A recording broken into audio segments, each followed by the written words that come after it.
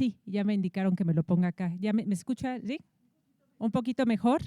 ¿Le podremos subir un poquito más al volumen, por favor, Robert? ¿Es la posición? Ok. Bueno, trataremos entonces de no comerme ahí está, pero sí le subieron un poquito, porque si no me como el micrófono, entonces está, menos mal ya pasamos de COVID, si no, pasárselos a los compañeros y a las compañeras va a estar un poco difícil, ¿no? Después de que yo lo tengo apegado. Bueno, pues muy bien, muchísimas gracias por acompañarnos. Mi nombre es Ana María Sánchez y tengo el privilegio de estar acá para moderar esta mesa, este panel tan importante sobre paternidades corresponsables.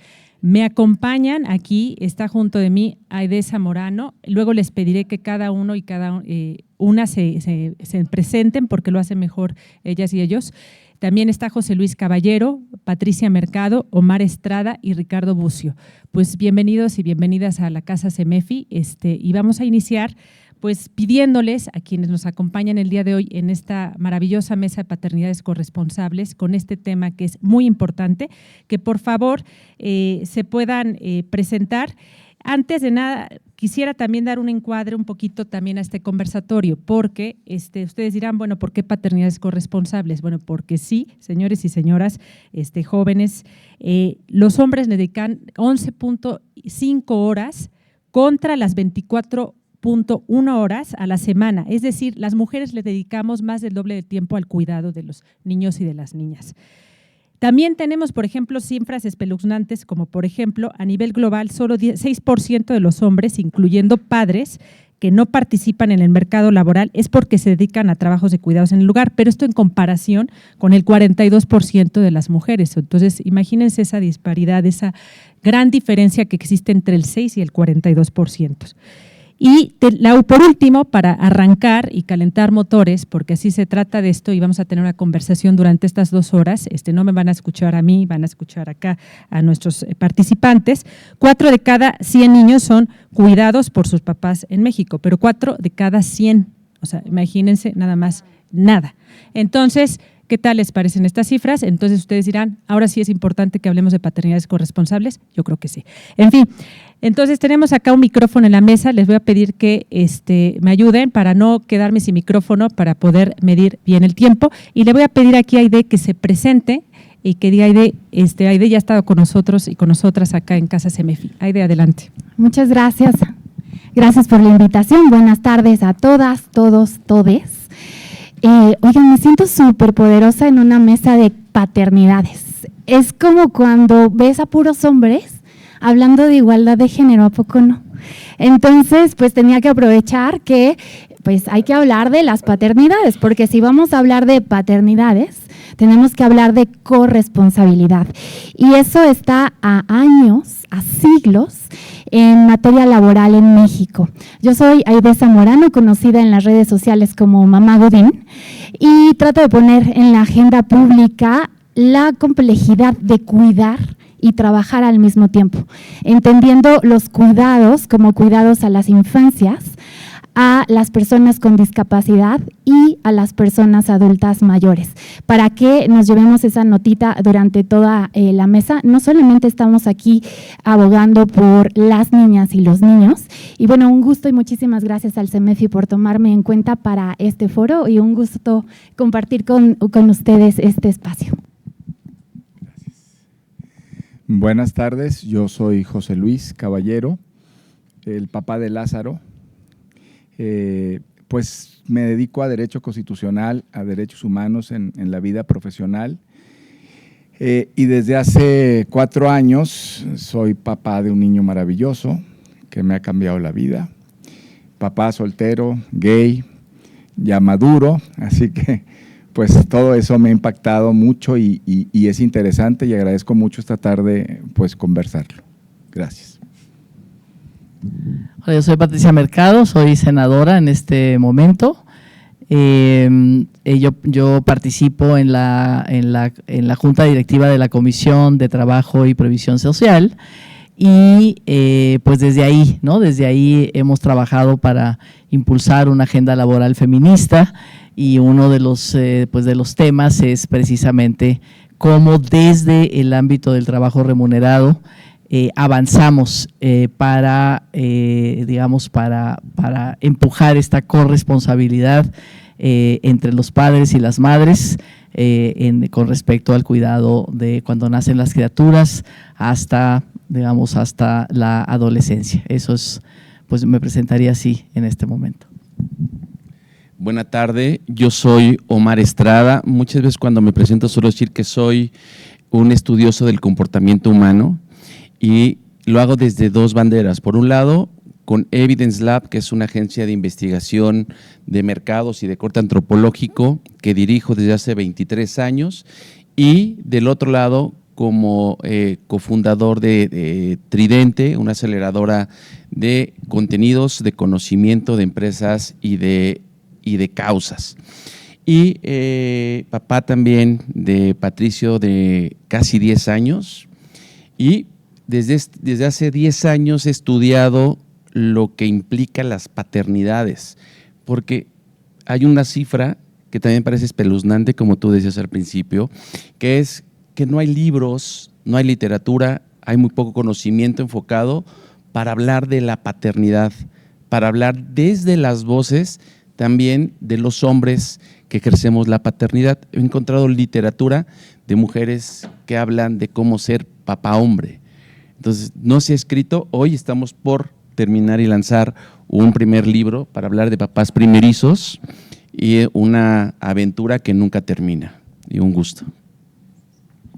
Yo soy Ricardo, trabajo aquí en el Centro Mexicano para la Filantropía y soy papá de Ana Paula, que va entrando justamente, y de María y de José Alberto y de Lucía hasta el momento. No,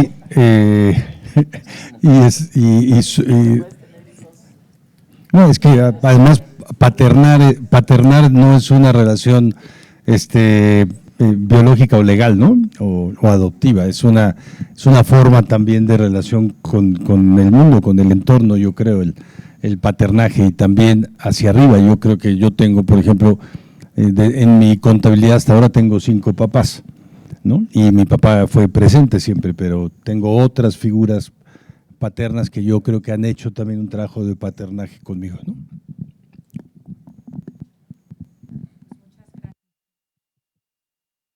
Bueno, sí. Pues muchas gracias. Como ven, hay una riqueza enorme. Hablar de paternidades también es de hablarle de la relación que uno tuvo con su padre en el momento. Paternaje es muy amplio y también tiene que ver con esta, como a mí me gusta muchísimo una frase que dice, para ser padres hay que primero curarse a sí mismo, ¿no? Entonces es realmente un trabajo muy complejo que se necesita del apoyo del Estado, que se necesita del apoyo de las familias, que se necesita del apoyo de otros. Entonces, a mí me gustaría darle la palabra a Omar, que tiene acá una presentación para hacernos, ¿no? Que va también a abrir bocado. Y bueno, también agradecerte, Aide, que hayas mencionado que los cuidados es cuidados con C grande, mayúscula. Es decir, también hablamos de personas con discapacidad y de personas adultas mayores. No nos podemos olvidar que solamente son las infancias. Entonces, te agradezco muchísimo que hayas puesto eso ahorita sobre la mesa. Muy bien, Omar, ya tienes el micrófono, entonces apago esto para que tú prendas ese y si nos ayudan con la presentación. Encantado. Pues en realidad, entre estos datos de cómo se está viviendo la paternidad en un contexto como la cultura mexicana, y también lo he logrado estudiar en culturas en América Latina y por ahí en otros países de Europa, y una de las conclusiones que he llegado en los talleres que he construido para hablar de la paternidad es que en realidad la paternidad la vivimos en soledad, porque son muy pocos los referentes culturales con los que crecemos, con los que nos agarra el momento de llegar a la paternidad. Desde pequeños, lo que nos ponen en las manos son herramientas de trabajo o un carrito, un tractor.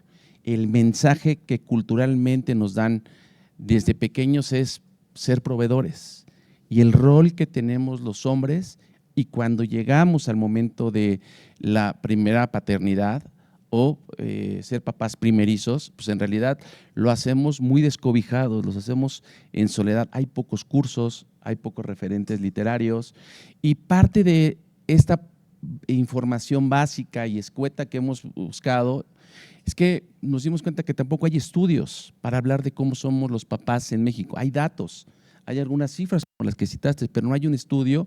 Incluso hace una semana volvimos a buscar en INEGI. INEGI, el último reporte que tiene INEGI es la composición y los roles demográficos del cuidador, y donde también ahí participa el papá en esos datos.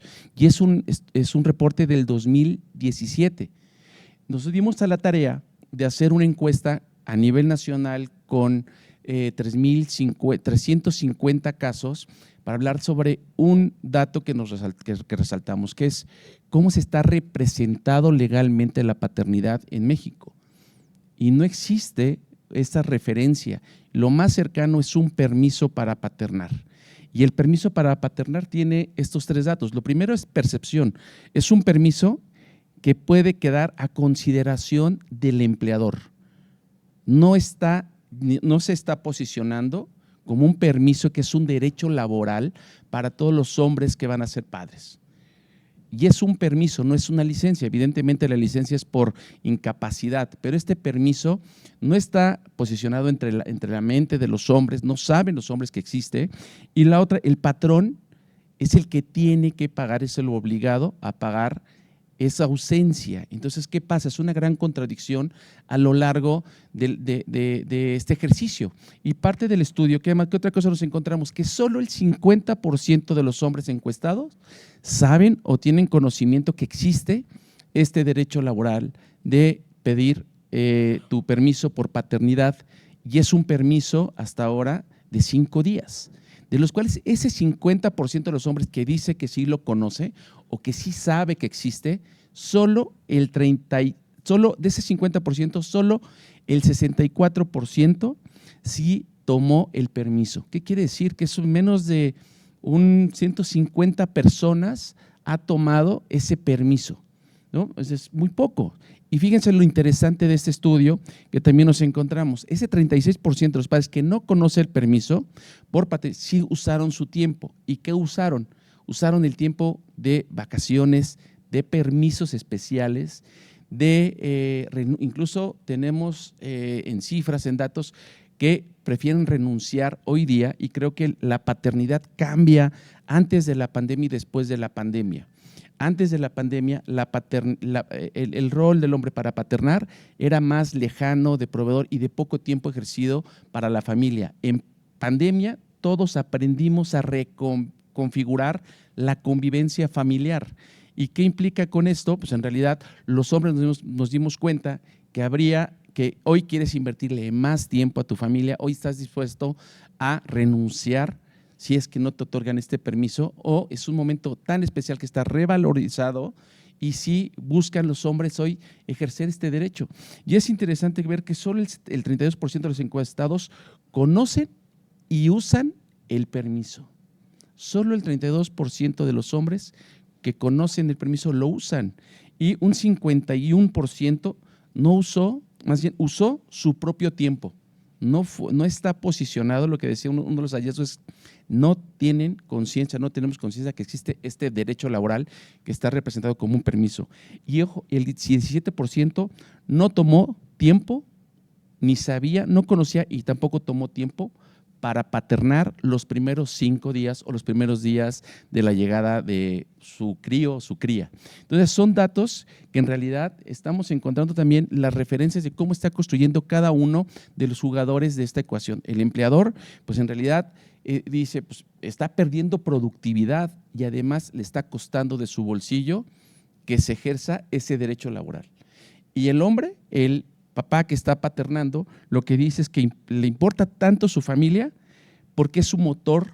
Hoy se ha convertido en estas nuevas generaciones en su motor también de crecimiento, que es interesantísimo en el cambio de narrativas. A los hombres, hoy vemos que la familia es también parte de mi crecimiento personal y que no es tan importante o más importante que el crecimiento laboral, que eso es un discurso que sí encontrábamos antes de la pandemia. Y las personas que son independientes, que también fuimos a encuestar, tanto personas que trabajan tienen un trabajo formal, fijo, y también con emprendedores, con trabajadores independientes. Y lo que nos dicen ellos es que entre más tiempo descansen, menos posibilidades de ingreso tienen en su familia.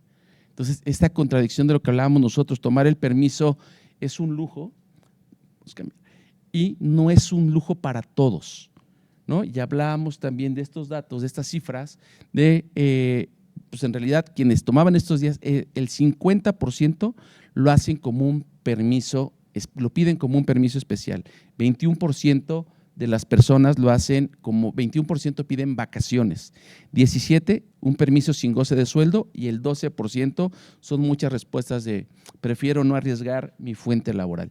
Y bueno, pues si vemos por último, la última parte del resumen es un estudio muy amplio, tanto antropológico, cualitativo y con las encuestas que estoy dando ya cifras concretas.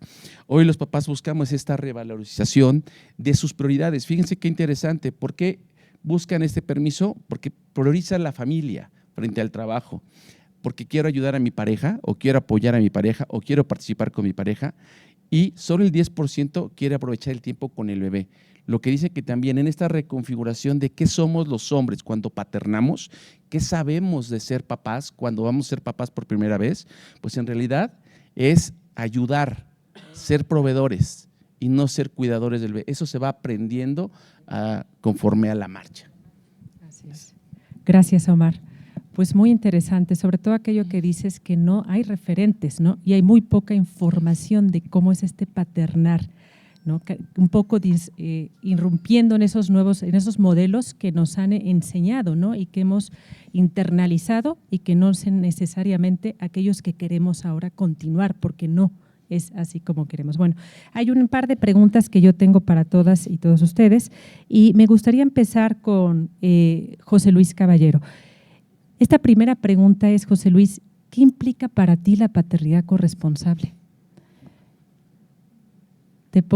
Ahora sí que te pongo ahí bajo la lupa. Ahí, sí. Adelante. Sí. A ver, es que el tema de corresponsabilidad yo lo estoy viendo como en un primer eje con respecto a ocupar un espacio que tuvieron las mujeres, ¿no? En el cuidado. Y entonces es como el haber caminado en el tema de igualdad de género, el movimiento feminista. El varón no tiene que ser periférico en el cuidado y en la crianza, pero tampoco es alguien que ayuda, es alguien que es corresponsable. Pero entonces mi modelo de paternidad, de paternaje, no es este equilibrio con alguien, ni con una mujer, bueno, sería el caso mío, ni con otro varón, porque sería otro papi, sino en realidad mi modelo es corresponsable con respecto a qué. Y entonces, pues es un tema que tiene que ver con la interpelación, la verdad que yo hago al Estado, a las instituciones del trabajo, a las escuelas. Ante una constatación, puse unos apuntitos, ¿no?, de una paternidad, digamos, no hegemónica, periférica, y una constatación que yo llegué y que tiene que también ver mucho con un modelo de corresponsabilidad y cultural. Porque en realidad, ¿qué me he dado cuenta al ser papá soltero en estos 4 años? Cuando arribé a este mundo. Pues voy a decir una cosa que a lo mejor es políticamente incorrecta, pero esa es la manera de expresarlo. El modelo patriarcal es funcional. Es funcional y la gente se ha acomodado, digamos, el modelo patriarcal heteronormado da cierta funcionalidad y yo he querido entrar a los espacios, digamos, de esta paternidad periférica y ver cómo se acomodan y de repente todo se acomoda en el sentido patriarcal. A pesar de la información, a pesar de la cultura que ha avanzado, a pesar de estar en la Ciudad de México, a pesar, el trabajo, la escuela, encuentra funcionalidad en ese modelo. Esa es una constatación que a mí me parece muy fuerte, ¿no? En segundo lugar, en esa funcionalidad, ¿cómo se nos empuja a los varones a estar de proveedores al 100 y en el trabajo al 100. O sea, yo llevo 30 años trabajando con buen hijo del modelo capitalista, sol y a sombra, y he sido muy productivo y chambear. Bueno, desde que está Lázaro conmigo, qué difícil ha sido para mí ser comprendido en el tema de que tengo que hacer los espacios vitales, porque no soy cuidador primario, no soy proveedor primario, soy ambos. Y esto es tremendamente difícil en el modelo societario. He podido entender también lo que han tenido que pasar las mujeres décadas. Es impresionante poder asomarse un poco a eso que las mujeres en este país y en nuestras sociedades tuvieron que vivir. O sea, aparcar, detener, sacrificar el proyecto laboral y profesional. Es tremendo, porque claro, yo veo a mis colegas varones, pues todos aceptan la ponencia, todos aceptan la red social, porque están los hijos e hijas, sobre todo los más chicos, pues a cargo de la mujer, que la mujer se queda un poco tras escena. Es tremendo eso. Y la otra, pues que también es importante, es cómo la adopción, yo soy papá por adopción, es algo invisible en este país. No tenemos cultura de la adopción de hijos y hijas, no tenemos un modelo ni de corresponsabilidad parental, pero tampoco de entrar al tema de la adopción de hijos e hijas. Y creo que en ese sentido la corresponsabilidad me da con todas estas aristas, que no es en el eje, tú tendrías, porque más la corresponsabilidad, y es otra idea que voy a decir, implica que yo soy cuidador, cuidadora, yo soy proveedor, proveedora, y entonces hazte parte de la corresponsabilidad. Pero eso no tiene todavía el sentido de impactar, digamos, el modelo de personas con discapacidad, de adultos mayores, de infancias, en esa perspectiva, por ejemplo, del modelo de trabajo profesional, ¿no? Y puedo cerrar con una anécdota que ilustra esto. Sí. Es que me acordé, Patricia, pues la voy a contar. Porque estos ejes, una vez iba yo a Chihuahua, estaba Lázaro muy chiquito, más chiquito, bueno, estaba muy chiquito, va a estar como el que dice, ay, hace muchos años, tiene 4. Estaba más chiquito, iba yo a Chihuahua el año pasado. Y entonces anda corriendo el chamaco, el chato ahí, y me encontré una paisana, una señora ahí en el aeropuerto, y me dice, claro, me abueleó porque todos me abuelean, entonces me dice, ay, ¿qué harían los hijos sin nosotros, verdad? Y le dije, no, señora, es mi hijo. Entonces me vio con una cara, a ver, dijo, a ver, por la tercera vuelta, cuarta vuelta. Me dice, pues mire, dichoso usted, ustedes todavía pueden. Bueno, y le dije, señora, pero todos podemos adoptar, y todas pueden adoptar. Y ya se quedó. Pues sí, todo ese constructo está en eso, ¿verdad? Gracias, José Luis, buenísimo. Bien, con esta misma pregunta me gustaría hacérsela a Ricardo. ¿Qué implica para ti, Ricardo Bucio, la paternidad corresponsable? Bien, bueno, primero creo que cuando hablamos de corresponsabilidad en la paternidad, partimos del reconocimiento que ya lo mencionó Omar, de que hay el sobrepeso que hay en las tareas hacia la mujer y el sobrepeso que hay en el poder del hombre para decidir, no solo para proveer, ¿no? Entonces, yo creo que estamos en un proceso, hoy estamos en un proceso que es social, es cultural, es económico, es político y también es personal, se vive en cada una de las personas, al menos los tres que estamos acá la compartimos de distinta forma, de una transición de modelos. Este modelo primero de patria potestad, en donde el poder, un modelo que por cierto te encargamos, Pati, que lo cambies por responsabilidad parental, o el modelo de patria potestad que lleva desde el derecho romano en nuestro derecho y en donde el padre tenía poder pleno sobre la vida de la mujer, de los hijos, de los esclavos y de los animales, ¿no? Un poder total, hasta la disposición de la vida, ¿no? De ahí viene la patria potestad, que sigue siendo la figura que tenemos.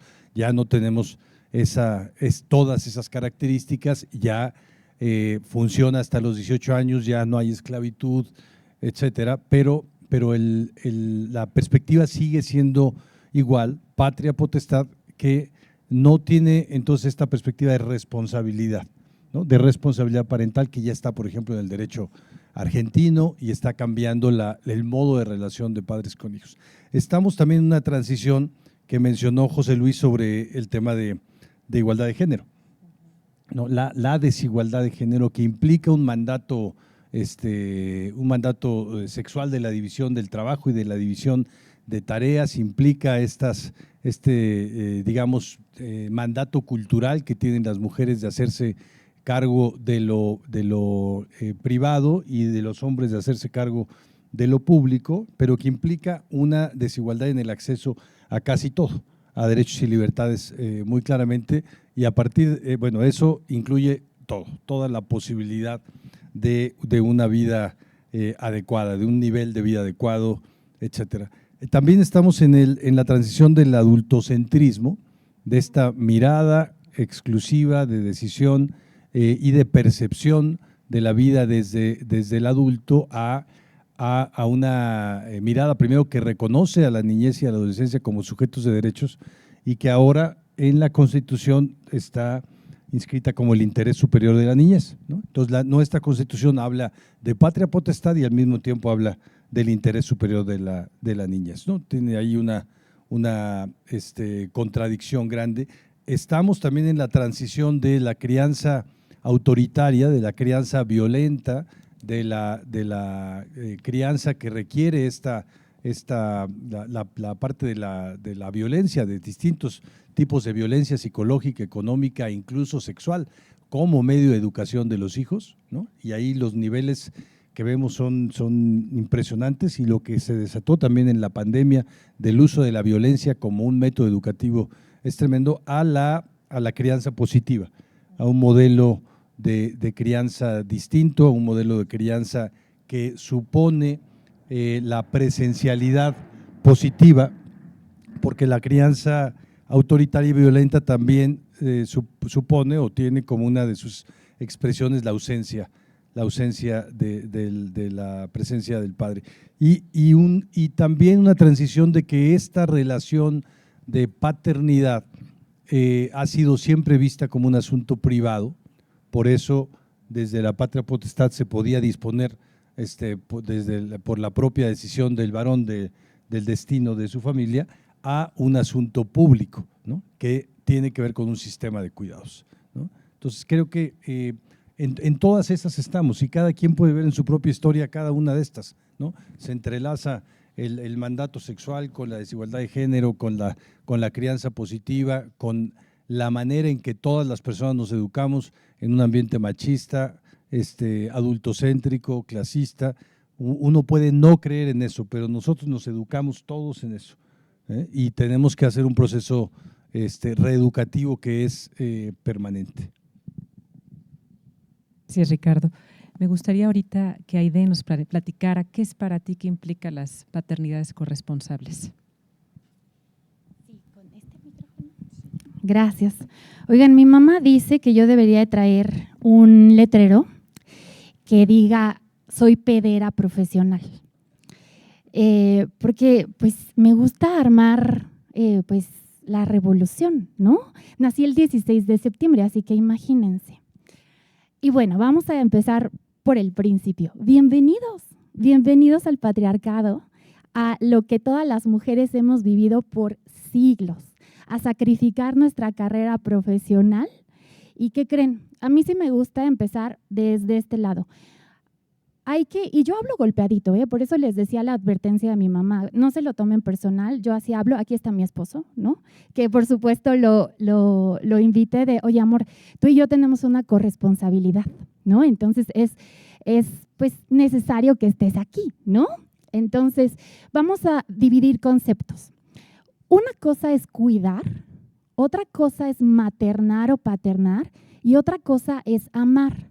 Si ustedes me dicen que cuidar es igual a maternidad. ¿Qué creen? Yo no soy mamá de mis hijos, porque no cocino, no lavo, no plancho, no les corto las uñas, no les cuido todos los mocos ni las fiebres.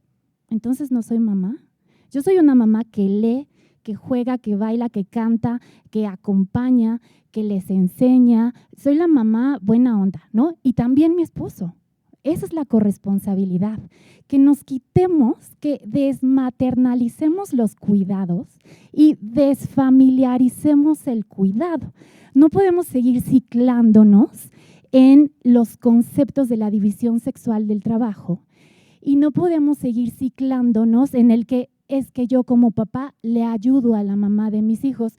Ay, no, perdóname. No, nos toca, porque lo hicimos entre los dos, ¿no? O decidimos adoptarlo entre los dos o entre tres. Yo no entiendo por qué en 2023 seguimos cuestionando la preferencia sexual de las personas.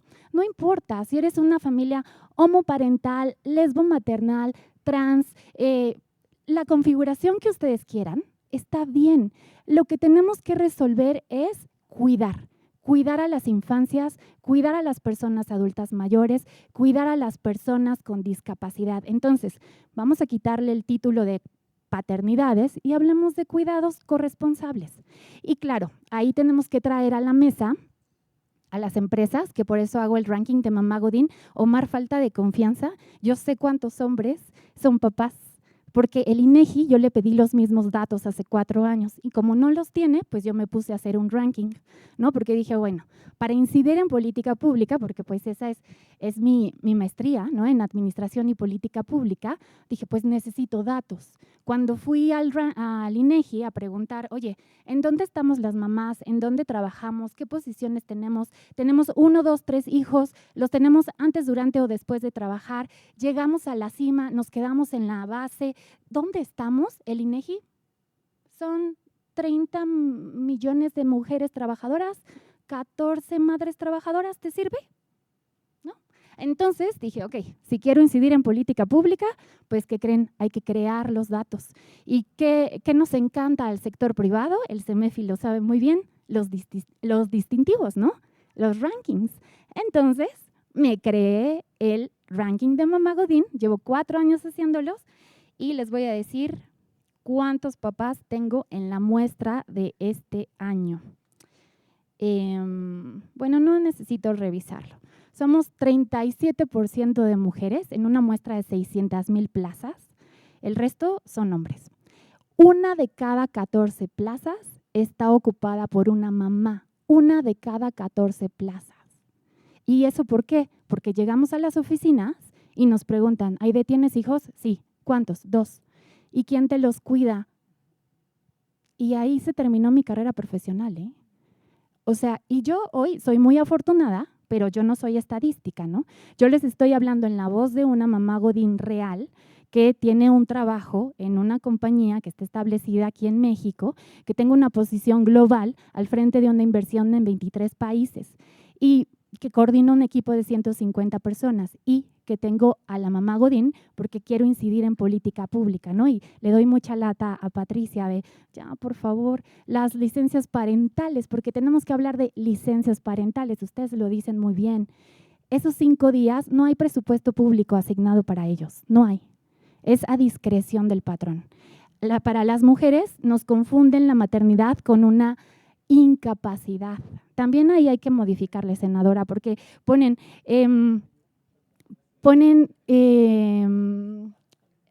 ¿cómo se dice? Ellos dicen, no, le ponen periodo de descanso. Ay, oigan, cuidar a un recién nacido es todo menos descanso, ¿no?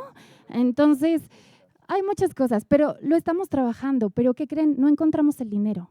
No encontramos el presupuesto público porque los intereses de esta administración y muchas en el pasado no están en los cuidados. Justo por esto que estamos hoy conversando, porque se cree que somos las mujeres las que tenemos que sacrificar todo y seguir cuidando a todas las personas de nuestra familia y no familia que lo necesiten. Entonces, eso es para mí la corresponsabilidad.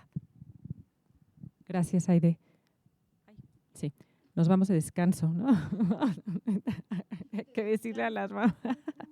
Bueno, Muy buena transición para darle la palabra a Patricia y hablar de política pública y qué implica para la política pública meter este concepto de paternidades corresponsables, o no de paternidades corresponsables, de corresponsabilidad, de cuidados corresponsables, ¿no? Eso me gustó. Vamos. Me quedé con este micrófono porque traigo un poco de tos, entonces lo voy a tener yo. Bueno, creo que efectivamente no solamente en este momento estamos en una, me parece, digamos, en una transición y en un cambio cultural también muy importante. Me parece que el movimiento feminista y de mujeres en México, en el mundo, en América Latina, realmente está siendo un movimiento muy transformador, ¿no? Que está generando como un nuevo mapa de valores, de conceptos sobre la vida y sobre los hombres, sobre las mujeres, sobre nuestras diversidades, y que una de las cuestiones que está en el centro pues es esta división sexual del trabajo que ya no está funcionando, nos está trayendo muchos problemas, mucha violencia, porque finalmente no está acomodada. Venimos de muchos años y siglos de las mujeres a los trabajos domésticos y de cuidado no remunerado, los hombres al trabajo productivo remunerado, y en estas dos cajas funcionaban nuestras sociedades con esta cultura de género. Eso se está quebrando en este momento y por eso estamos hablando y tenemos que seguir hablando de esta corresponsabilidad, que efectivamente, como dice Mamá Godín, no es un tema solamente de las paternidades o de la distribución de los cuidados entre las madres y los padres, sino de todo un sistema de cuidados, un cambio para que ya no sean solamente las mujeres las responsables de las tareas de cuidado, de todo el cuidado, de todas las personas que de alguna manera en un momento de dependencia necesitan ser cuidadas. Eso lo que, digamos, la distribución del tiempo, ¿no?, es injusta, totalmente injusta, y por lo tanto las mujeres, pues claro que entramos al mundo del trabajo remunerado en las peores condiciones, ¿no? Casi pidiendo de favor. Y bueno, creo que en nuestros últimos escándalos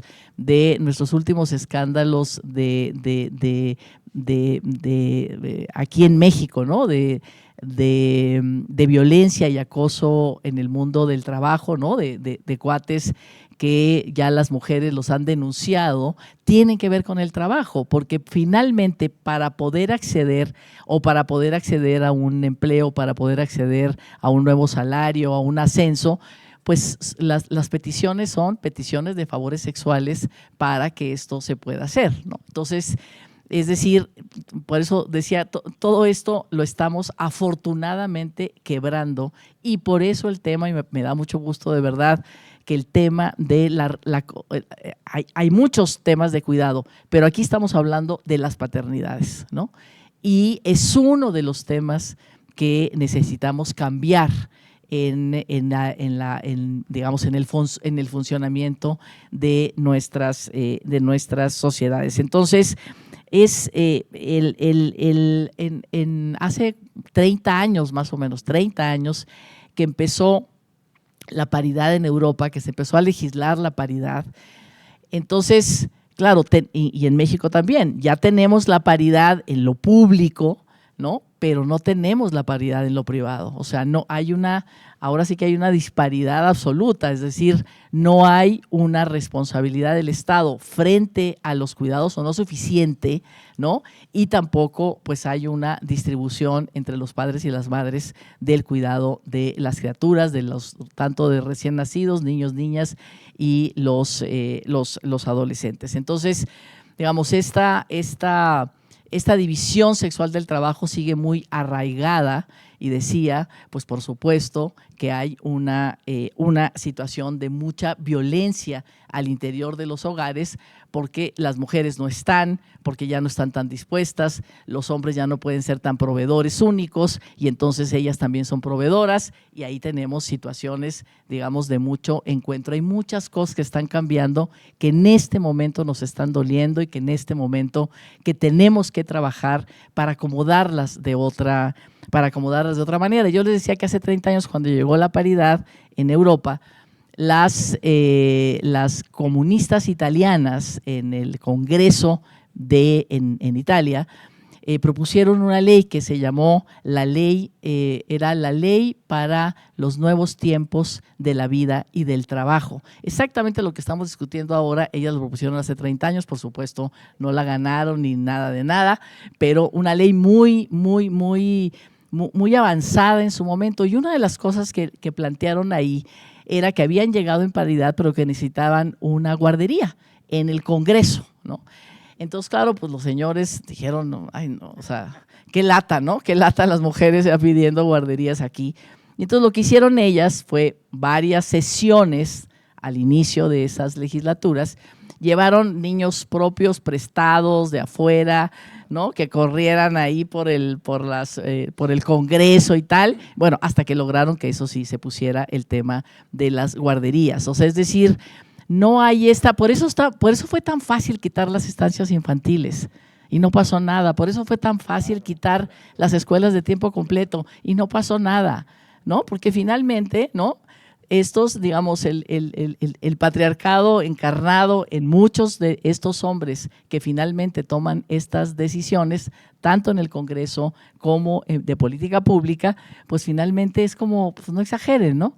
Ayer yo le decía a mamá Godín, yo estaba en Nuevo León en una cosa del sistema de cuidados del Estado y el gobernador anunció que qué barbaridad, qué calor hacía y que no había tal, y entonces que mejor los niños no fueran a la escuela, ¿no? Entonces así en su irreverencia, le manda una cuestión diciendo, oye, ¿qué te pasa? ¿Y quién va a cuidar a los niños? Nosotros nos tenemos que ir a trabajar. ¿De qué estás hablando? Pues haz algo en las escuelas para que los niños y las niñas no se puedan quedar en su casa, porque ahí no hay nadie que los pueda cuidar y atender. Es como muy fácil la reacción, ¿no? Porque siempre los cuidados pues han estado en manos de las mujeres.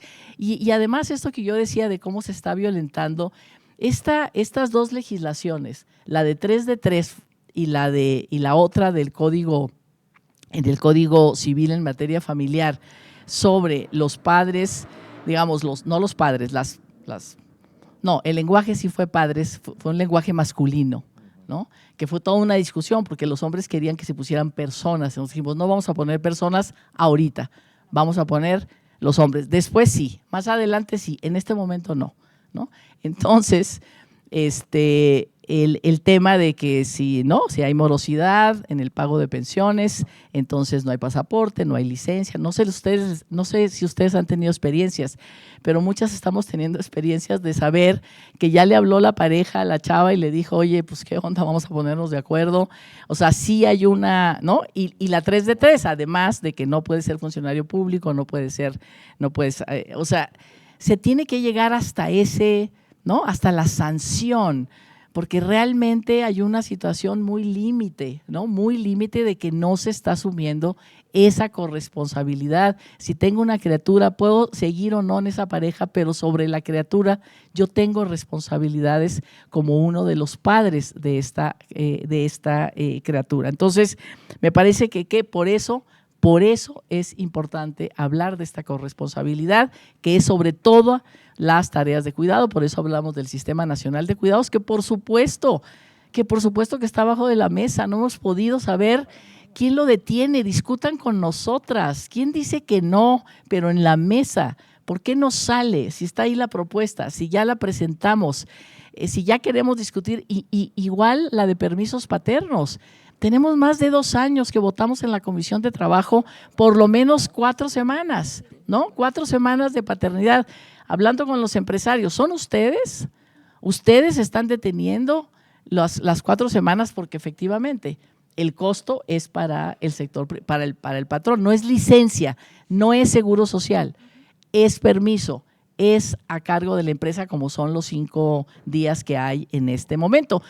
Entonces, un poco la discusión es, ok, si no están de acuerdo que sea a costa digamos, de la empresa misma, discutamos la seguridad social. Si se lo cargamos al seguro social, está bien, pero discutámoslo. O sea, pongamos en la mesa el tema y entonces ahí hay una alianza patriarcal no clara, ¿no? De todo mundo se voltea para arriba y el hecho es de que no se ha discutido el tema de por lo menos aumentar a 4 semanas y no a 5. Entonces, bueno, digamos, eso lo podemos seguir en las otras preguntas, pero me parece que lo que ponían estas congresistas italianas en la ley es el tema de la riqueza no solo es dinero, también es tiempo, ¿no? El INEGI dice que las mujeres somos pobres de tiempo en primer lugar. Nuestra pobreza es una pobreza de tiempo, porque efectivamente entre las dos responsabilidades, ¿no? La de formación, la laboral, la remunerada y la de cuidados, pues obviamente que nos queda. Y termino diciendo que por eso la reforma constitucional, que también está abajo de la mesa y que no hemos podido sacarlo, que es la reforma sobre el derecho al cuidado, el derecho de quienes cuidan, y lo que pusieron las legisladoras, las diputadas de la legislatura anterior, que fue la primera paritaria, que lograron un acuerdo muy, muy robusto, muy padre realmente, el derecho al tiempo propio, ¿no? Porque ese es, o sea, los hombres sí tienen derecho al tiempo propio en muchos sentidos. Nosotras no tenemos ese derecho, porque ¿cuál tiempo propio? ¿A qué horas? ¿Cómo? Con todo eso. Entonces, por eso me parece que tenemos que hablar de corresponsabilidad. Esto no puede seguir así, nos está violentando, hay una injusticia muy grande que produce desigualdad y discriminación y mira, vivimos en uno de los países más desiguales del mundo que tiene que ver con la falta de acceso a los derechos, no solamente con el tema de riqueza y pobreza. Patricia, y dejar de normalizarlo, ¿no? Porque cantidad de memes que hay y de estos reels que de repente nos aparecen, ¿no? La mamá cómo está, ¿no? Comiendo, ¿no? Y el bebé por encima de ella y otro bebé acá junto y cómo come el papá, ¿no? Solito así con su plato, muy a gusto, ¿no? Y yo creo que estamos cambiando y por eso acá esta discusión y porque también hay cada vez más padres en esto que decías, José Luis, que me encantaba, o sea, ¿cómo podemos dejar de hacer estas paternidades periféricas, paternidades visibles, ¿no? Paternidades que están cambiando estos modelos culturales que ya no podemos seguir creando y procreando y alimentándolos porque ya no benefician a nadie y no nos damos cuenta de ello. Omar, me gustaría, ya planteabas el tema de los permisos de paternidad y cómo recae la responsabilidad en el empleador y también hablabas del desconocimiento que existe de estos permisos en los hombres, ¿no? O sea, no se sabe que ellos tienen este permiso de 5 días. Bueno, platícanos de esto que ya nos ampliabas en el estudio, pero también para ti, ¿qué son las paternidades corresponsables? Yo creo que es un tema interesante porque si los hombres no somos conscientes o no se ha hecho consciente, no se ha difundido, que también es un tema de comunicación y es un tema de educación pedagógico, el que el hombre, los hombres que van a paternar, entiendan que detrás de una prestación laboral también hay un derecho. Y no se reconoce, o sea, no lo tienen visibilizado, no lo tenemos visibilizado en México. Entonces, ese es el primer paso. Y la segunda, creo que esto puede ser un parteaguas también para darle pie, para visibilizar la importancia que puede tener hablar del rol masculino dentro de la familia y quitarle esa lápida histórica que ha sido su nombre con hijos es el proveedor. Y poder llegar a lo que José Luis marcaba perfectamente, ¿no? Es un tema de qué tal si soy proveedor, pero además soy el primer cuidador, pero además soy quien cuida y quien provee, que tenemos los múltiples roles. Y me parece que reconocer la figura de la paternidad a nivel legislativo, a nivel de derecho, otro de los pendientes, por favor, senadora, de los tantos que se está llevando, es cómo hacemos que a los hombres también se les reconozca. Y creo que también es un tema de dejar de sexualizar la discusión, los derechos, porque en realidad creo que está dejando de haber una equidad también cuando hablamos de este tipo de roles o este tipo de participaciones en los hombres.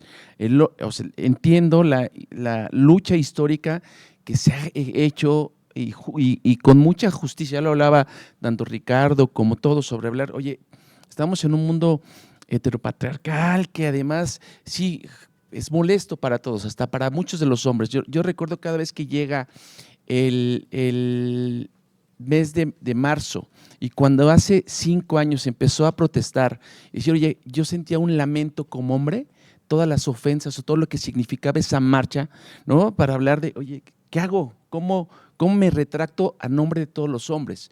¿No? ¿O cómo hago algo por aquellos hombres que, o si yo mismo he hecho algo indebido que de alguna manera o culturalmente creo que no hay esta educación incluso emocional, no se le ha prestado el tiempo suficiente para revalorizarnos, para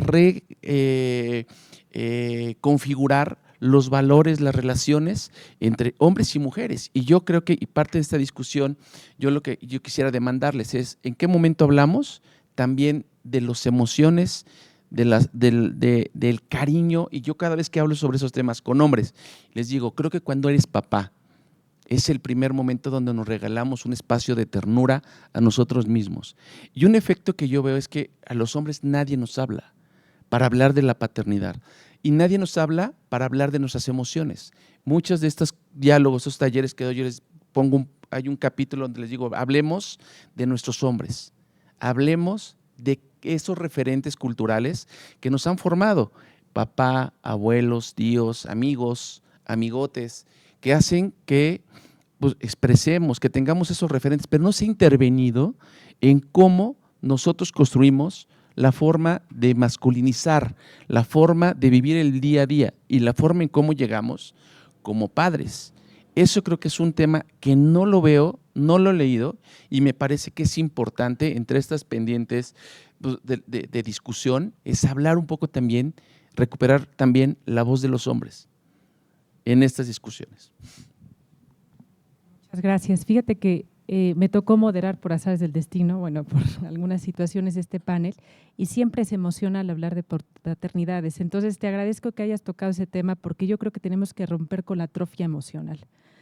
Y esa es verdad, escucharnos y dejar de tener miedo de hablar de estas cosas como algo que nos interpela y nos conecta con nosotras mismas. Entonces, gracias por mencionar, esto es profundamente emocional, nos toca y es así de importante. Entonces, a mí me gustaría pasar a la siguiente pregunta. Hemos nombrado varios problemas muy complejos, ¿no?, sobre el tema de las corresponsabilidades en los cuidados. Y ahorita me gustaría que comentáramos, empezando por Ricardo, ¿qué desafíos hay para impulsar la corresponsabilidad?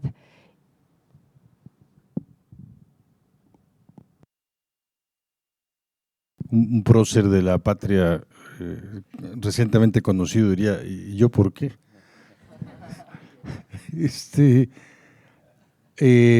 Bueno, creo que hay un doble proceso que se expresa en las políticas y en la legislación de la que habló Patti, que es, se ha hecho un camino paulatino para que las mujeres ocupen un espacio en lo público. En lo público me refiero a todo lo que es externo al hogar. Y para que tengan mayor posibilidad de espacios laborales, para que haya posibilidad de espacios en tomas de decisiones, una y otra, de manera tan desigual como la que mencionas, Patti, ¿no? Paridad al 100% en los congresos y en todo lo demás desigualdad. No hay otro tema en la vida pública, ni privada ni pública, de las mujeres en donde haya esa paridad, más que en el acceso a los puestos de elección popular, porque ni siquiera a todos los puestos políticos, ¿no? Los puestos de elección popular. Las mujeres han salido y lo que no ha habido es ese proceso del ingreso de los hombres a lo privado, del ingreso de los hombres al hogar. No en la misma dimensión, sí creo que estamos en un momento transicional en donde hay un poco más de participación de los hombres en la vida del hogar, pero nada que ver con la participación de las mujeres en la vida externa. Por eso tenemos esta desigualdad en las jornadas, etcétera, ¿no? Pero creo que es un reto también el ingreso de los hombres a la vida privada, pero no es un reto solo para las mujeres, perdón, para los hombres, es un reto cultural, ¿no? Es un reto cultural para todos los que tienen que ver con el espacio del hogar. Yo recuerdo cuando nació nuestra primera hija, Adriana y yo fuimos con el primer pediatra y le dijo a ella: señora, usted aquí decide todo, ¿no? Usted va a tomar todas las decisiones sobre el bebé, y yo decía: oiga, no le haga caso, nada de lo que opine él cuenta aquí, usted toma todas las decisiones, usted tiene todas las riendas, toda la responsabilidad. Bueno, no volvimos con el pediatra, pero ese hombre era muy enfático, pero hay muchas veces que nos hemos encontrado con una expresión así como ¿qué haces aquí? ¿No? Mi mamá decía: pero mijito, salte de la cocina. Casi murió diciéndome: no laves los trastos, mijito, por favor, ¿no? Hay una cultura también que hace difícil para el hombre el ingreso al hogar, no solo en la parte de las actividades de cuidado, sino en esta parte que nos es vedada por este mandato sexual de género también, de que la sensibilidad, el afecto, el cariño, la comprensión, la empatía, el apapacho, la cercanía, todo esto que no va en la relación sexoafectiva con una pareja, sino en la relación paternal, está un poco vedada, está mal vista, está caricaturizada, etcétera, ¿no? Entonces, ahí hay un trabajo que hacer, y hay que hacerlo al revés en lo público, ¿no? En lo público se abrieron espacios, se supone, para las mujeres, para que tuvieran acceso a guarderías, estancias infantiles, etcétera, pero bueno, para que hubiera las licencias de maternidad, no se abrieron para los hombres, y las que se abrieron para las mujeres en realidad fueron contraproducentes para las mujeres, como el acceso de los niños y niñas a las guarderías del IMSS, que hasta hace poquito tiempo, pasó casi 60 años de estas guarderías, para que hubiera posibilidad de que un varón que trabaja lleve libremente a su hijo a la guardería. ¿Cómo podíamos nosotros acceder a las guarderías? Sí, solo si la mujer trabajaba también formalmente. Si la mujer no trabajaba formalmente o la mujer trabajaba solo en casa, el hombre no tenía derecho a la guardería porque el niño lo tenía que cuidar la esposa, ¿no? Esto tiene 5 años que se cambió, no es del siglo, no es de la época romana, ¿no? Pero así tenemos todavía legislaciones que existen en un lado y en otro y en otro. Hicimos hace unos años una consulta sobre accesibilidad a personas con discapacidad en el sistema educativo en la Ciudad de México, y le preguntamos a muchas instituciones, pero el ISSSTE, le preguntamos cuántos niños y niñas con discapacidad, hijos de beneficiarios de derechohabientes del ISSSTE, están en estancias infantiles en la Ciudad de México. Nos dijo que aunque el reglamento lo prohibía, ya había 4 niños y que el ISSSTE estaba en posibilidad en esa administración de duplicar ese número. Que hubiera en la Ciudad de México 8 niños con discapacidad, 8, ¿no? Porque el reglamento lo prohibía. Entonces ellos estaban diciendo en buena hondez, nos dijo el titular del ISSSTE, no voy a decir que era Yunes porque lo voy a hacer quedar mal, que estaba prohibido eso. ¿Por qué? Porque en realidad si hay niños y niñas con discapacidad tienen que estar al cuidado de las madres, ¿no? Eso era una parte de lo que nos explicaron, y también nos dijeron, como este es un instituto de salud y seguridad social y no tenemos las capacidades para el cuidado de un niño con discapacidad, ponemos en riesgo su salud y su seguridad, ¿no? Lo que necesitamos nosotros, nuestro mandato es salvaguardar su salud y su seguridad. Eso nos lo dijeron, ¿eh? Por escrito. Después les dijimos, ¿de veras nos van a dar esto? Y nos quitaron el oficio y nos dijeron, no, vamos a cambiar el reglamento. Pero, y se tardaron 3 años más en cambiar el reglamento. Pero esta era la perspectiva, estas visiones que tenemos sobre qué le toca a cada quien y qué le toca a las instituciones del Estado para lograr que los hombres entren al hogar y qué le toca a las instituciones del Estado para lograr que las mujeres puedan salir, no solo para ocupar un espacio en lo público, sino para no tener una doble jornada. Y una doble jornada no solo de trabajo físico, sino también una doble jornada emocional, porque la responsabilidad emocional, afectiva, etcétera, del cuidado, de la salud mental, incluso de los hijos, es responsabilidad de las mujeres, ¿no? Gracias, Ricardo. Me gustaría darle la palabra ahora a Aide y ligarla con otra pregunta, como para que tengamos al final un momento de reflexión con quienes nos acompañan, que seguramente ya están armando sus preguntas o comentarios. Entonces, ¿qué desafíos hay para impulsar la corresponsabilidad y qué nos toca hacer? Entonces, o sea, ¿qué es lo que inmediatamente podríamos ya empezar a hacer? Ya hay pistas por lo que dijo Ricardo acá, y entonces te dejo aquí para que… Gracias. Les voy a adelantar algo. Está por salir la guía práctica, escrita por la Mamá Godín, para liberarse de la culpa para hombres y para mujeres. Es súper chiquita, fácil de leer y trae ideas para los trabajos, pero también para las familias, ¿no? Para las personas. Y es eso. Y hay un apartado en el que yo escribo, por supuesto que casi todo viene escrito a manera de si le estuviera hablando a mi mamá, ¿no? Que mucho de la lucha que hago en Mamá Godín tiene que ver con honrar a mi mamá, porque ella sí fue una de estas mujeres que renunció a su carrera laboral porque pues yo nací, ¿no? Entonces, hay un apartado que se lo dedico a mi papá y que le digo, pa, te libero del patriarcado. Te libero de ser ese hombre fuerte, ese proveedor. Te libero de haber aceptado ese trabajo con unas jornadas de 6x4. Mi papá era tripulante de Mexicana. Entonces se iba 6 días y 4 días estaba con nosotros. Nuestras dinámicas no podían ser como muy estructuradas, ¿no? Las fechas, pues a la aerolínea le valían, o sea, era lo mismo cumpleaños, navidades y lo que sea, pero al final mi papá trató de tejer esa red de cuidados con nosotros.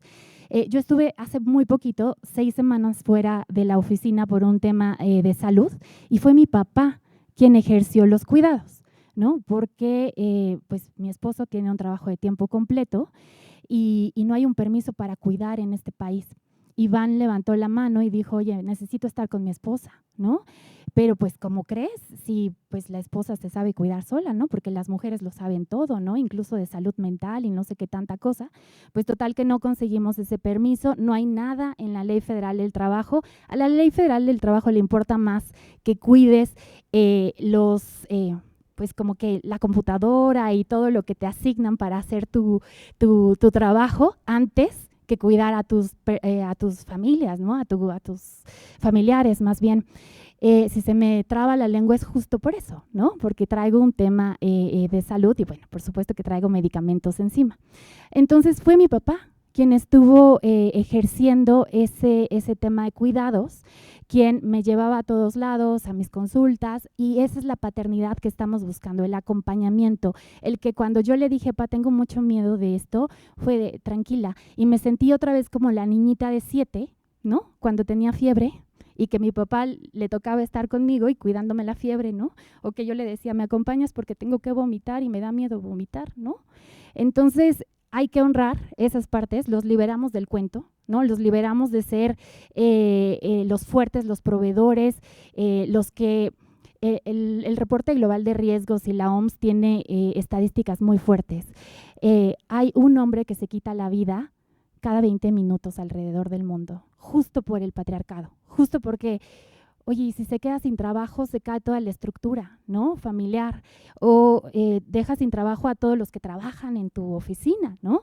Entonces, eso es lo que podemos hacer, ya va a salir ahí la guía, pero mientras, como a mí no me gusta que me digan que no en los sistemas nacionales de cuidados, pues me fui a buscar el cómo sí, y me fui con los municipios.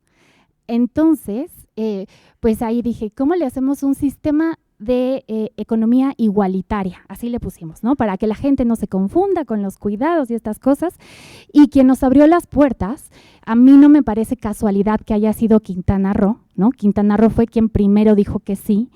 Y nos dijeron que sí en el municipio de Solidaridad, a la equipa de Mamá Godín, ¿no? Nos dijeron, pues sí, vamos. O sea, ¿qué se te ocurre para hacer un tema de economía igualitaria? Va, tienes 33% de participación económica de mujeres. De la población que podrían estar trabajando formalmente, solamente tienes 33% de nosotras. ¿Te atreves a ponerte el objetivo de aquí a septiembre del 2024 subir ese nivel en 20%? Y me dijeron, ¿pero cómo? Y yo, pues, subimos a Coparmex, esos que están en contra de la reducción de la jornada, esos que nos aventaron las vacaciones dignas muchas veces, dijeron, va, nos la jugamos.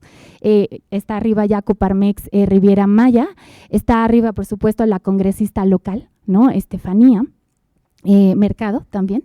Está el Instituto de la Mujer del municipio también, y pues ya estamos contrarreloj, porque quedamos que de aquí a septiembre del 2024 vamos a subir el 20% de la participación de las mujeres en la cabecera municipal, que es Playa del Carmen, ¿no? El municipio de Solidaridad es Playa del Carmen, ¿no? Así conocido más en ese paraíso turístico, y bajo 3 esquemas.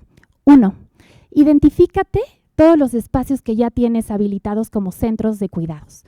Cuidados para las infancias, para las personas adultas mayores, para las personas con discapacidad. Tienes escuelas que antes funcionaban como tiempo completo, tienes la estructura, ¿no? O sea, los edificios de las escuelas, de las que eran estancias infantiles. Tienes alguna salita por ahí en uno de todos los hoteles que tienes en Playa del Carmen que podamos usar. Esa es la primera tarea. Segunda tarea, empata horarios, porque en Quintana Roo hay un fenómeno muy, pues muy raro, o bueno, que pasa en todo el país, ¿no? Pero allá son los niños de la llave. Los niños de la llave son estos chiquitos o chiquitas de 12 años hacia abajo, que son los responsables de la llave de su casa, y que generalmente son hijos o hijas de las personas que trabajan en los hoteles, ¿no? Entonces, pero estos hoteles que tienen esas jornadas de 18 horas, que tienen contrataciones, ya saben, que les cortan el contrato cada 4 meses, ¿no? Para que no hagan antigüedad y esas prácticas terribles. Entonces, pues, ¿quién cuida a esos niños? Y después se nos explota en un tema de violencia, ¿no? O sea, como que no estamos entendiendo que el tema de cuidados nos puede ayudar a resolver un montón de cosas. Pues bueno, esa es la segunda, empata los horarios. O sea, si las escuelas terminan los horarios a la 1 de la tarde, ¿por qué no podemos salir a esa hora? Nos trasladamos a nuestra casa. Yo entiendo que las camareras no se puede, yo entiendo que los meseros no pueden, pero hay un montón de formas de buscar el cómo sí, ¿no? Entonces, es lo que le dijimos a Coparmex. O sea, innova. Eso hacemos en el sector privado, innovar, adelantarnos, prevenir, ¿no? Los escenarios de riesgo, anticiparnos. Ese es nuestro fuerte, se supone, ¿no? Y el tercer pilar que les pedimos y que estamos ahí vigilando que lo hagan, pero obviamente acompañadas desde el equipo de Mamá Godín, es pago igual por trabajo igual. Compruébame que una mujer con hijos gana lo mismo que una mujer sin hijos. Compruébame que una mujer con hijos gana lo mismo que un hombre con hijos, ¿no? No importa el puesto. Pago igual por trabajo igual. Porque aquí no importa, porque todas las personas tenemos derecho a cuidar, a ser cuidadas. Yo decidí tener hijos, pero habrá quien decida no tener hijos, pero tiene que cuidar a un papá, a una mamá, a un hermano que tiene una discapacidad. Entonces, ahí fue donde encontré un cómo sí. Gracias, Aide. Pásanos esa guía cuando esté, por favor. Sí, ya está. Bien, José Luis, ¿por dónde podemos empezar?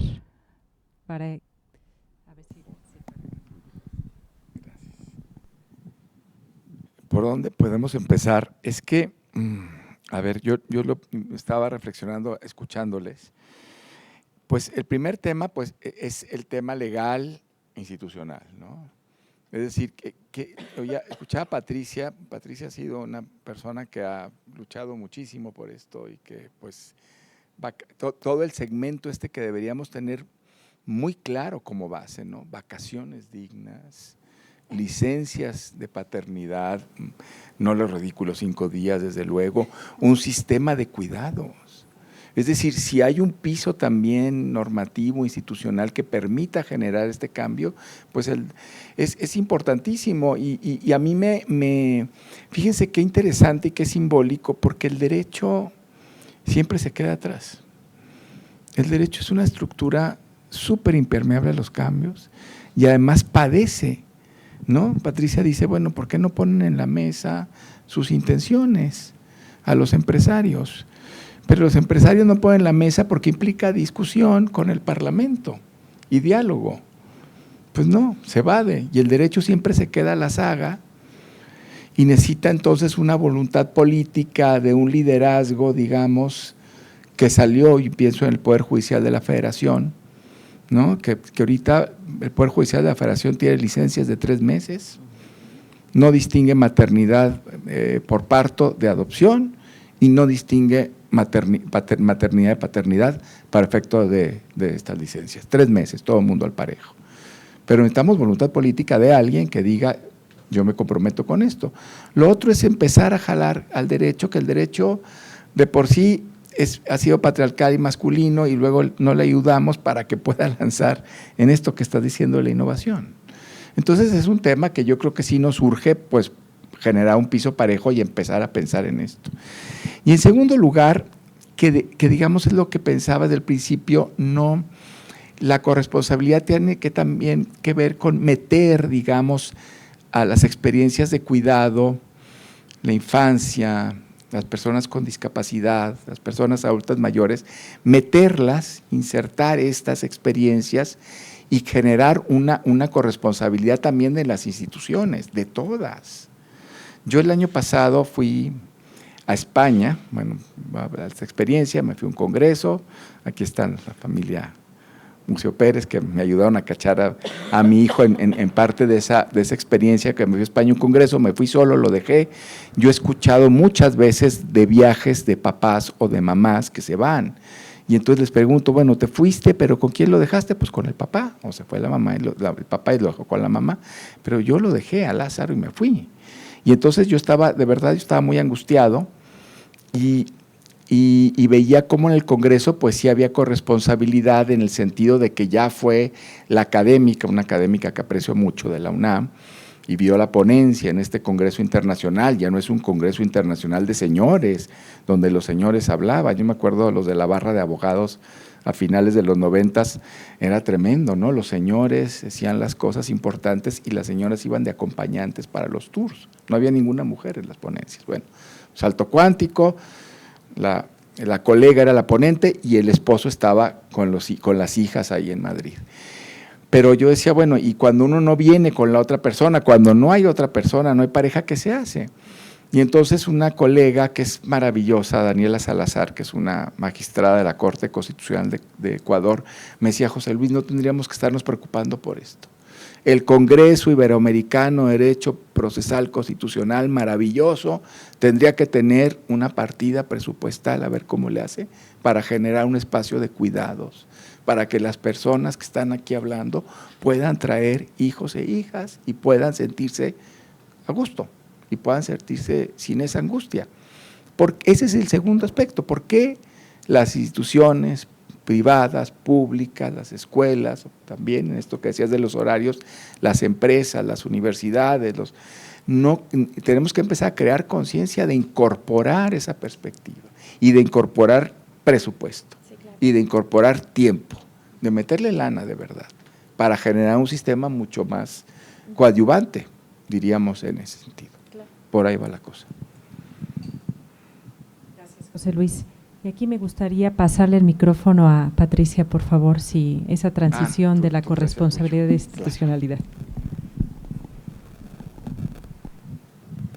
Sí, yo creo que digamos que los desafíos sobre este tema, o sea, están inscritos en un buen contexto.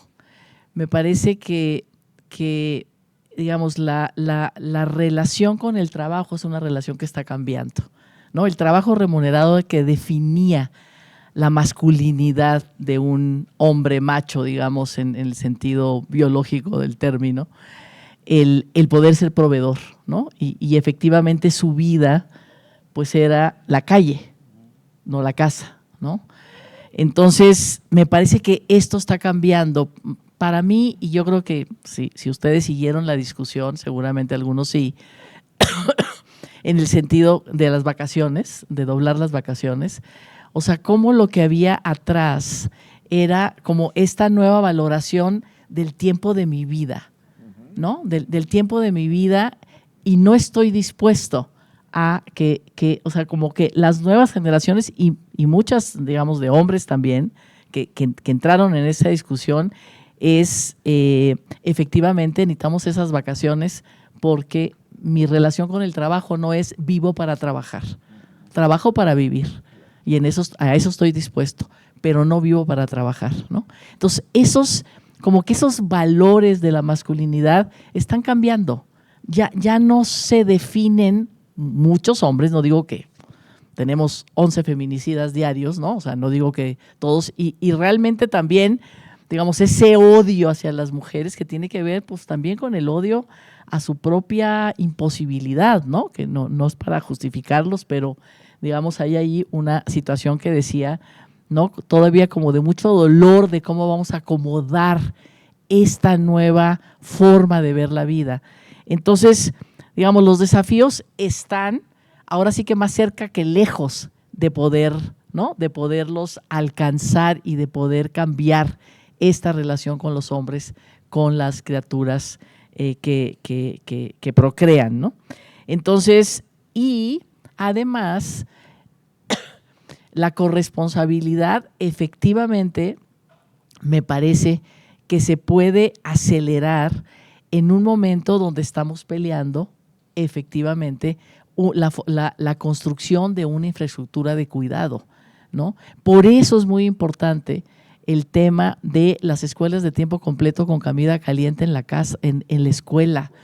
O sea, porque entonces pueden los hombres, las mujeres, quienes sean, ir a recoger a las criaturas a las escuelas a las 5 de la tarde, a las 6 de la tarde, o antes, digamos, ¿no? Compatibilizar estos tiempos. Y ha habido muchas experiencias que son realmente experiencias muy exitosas de estas escuelas, ¿no? Que finalmente dan comida caliente y luego clases, ¿no? Escuela pública, ¿no? Clases de música, clases de computación, clases de, en fin, o sea, distintas ofrecimientos, digamos, de educación. Entonces, me parece que la creación de infraestructura social para el cuidado, en este caso de niñas, niños, adolescentes, porque estamos hablando, digamos, de esa paternidad, está como en un buen momento de discusión y de pelea, y me parece que la discusión de las vacaciones dio con esto, ¿no? Con esta idea. El otro día, no sé si ustedes la vieron, una entrevista con Musk, rico, el Musk, ¿no? ¿Cómo se llama? No sé si la vieron, creo que salió en El País, en el Reforma, en algún periódico. Terrible, porque él decía, no, hay que aquí trabajar todo el día y hay que hacer cuartos para que duerman aquí, y ¿para qué quieres la vida si la vida es el trabajo? Una cosa muy impresionante, porque dije, bueno, o sea, ¿qué va a pasar? Al mismo tiempo que ya están llegando inversiones coreanas, cuando en Corea se la están partiendo los trabajadores porque les quieren imponer la jornada de 14 horas, ¿no? Entonces hay una disputa en el tema del tiempo, y me parece que en ese sentido, digamos, el desafío aquí en México, en nuestra región, sí es cómo acomodamos esa nueva relación con el trabajo que la pandemia aceleró. La pandemia aceleró una mejor relación entre el trabajo y la vida personal, entre el trabajo y la vida familiar. Entonces, me parece que en ese sentido, decía, hay un buen contexto, y sobre todo ligado a las nuevas generaciones, ¿no? Entonces y una cosa que te faltó decir es cuando hacías el recuento de lo que estaba legislando, el tema de las trabajadoras del hogar. El estar revalorando que ese trabajo es un trabajo que debe ser remunerado con derechos, todo lo que significa el cambio en la relación con las trabajadoras del hogar es también, digamos, una cuestión importante en el sentido de, exacto, ¿no? De lo que significa este trabajo. Entonces, bueno, eso quería plantear, ¿no? Está en disputa, está en la mesa de la discusión el tema del espacio y del tiempo en el mundo del trabajo, una nueva relación con el espacio y con el tiempo, y eso nos puede generar una nueva visión, ¿no? de la paternidad. Hace como 10 años hicimos una encuesta en la Bolsa de Valores, en las empresas de la bolsa, o sea, que fuera, ¿cómo se dice?, voluntario. Y la gran mayoría contestaba, no, pues si los hombres no toman los 5 días, ¿no? No quieren tomarlos. Además, bueno, las más honestas decían es que hay una presión de los otros de decir, eres un mandilón, ¿cómo que te vas a ir los 5 días? En realidad quieres, ¿no? Nada más tomártelos de descanso. O sea, yo creo que eso está cambiando en este momento a lo que veíamos, independientemente, digamos que todavía hay una cultura en este sentido, ¿no? Entonces me parece que el tema del espacio y el tiempo, y eso va a facilitar esta corresponsabilidad y la cuestión de infraestructura social para el cuidado. También ayer en Nuevo León hubo varios presidentes municipales y están haciendo así, ¿no? Como pequeñas políticas de cuidados. Muy, muy interesante. Aquí todo lo que está pasando en Iztapalapa es realmente muy revolucionario en ese sentido también en políticas de cuidado, y ahí los hombres le van a entrar.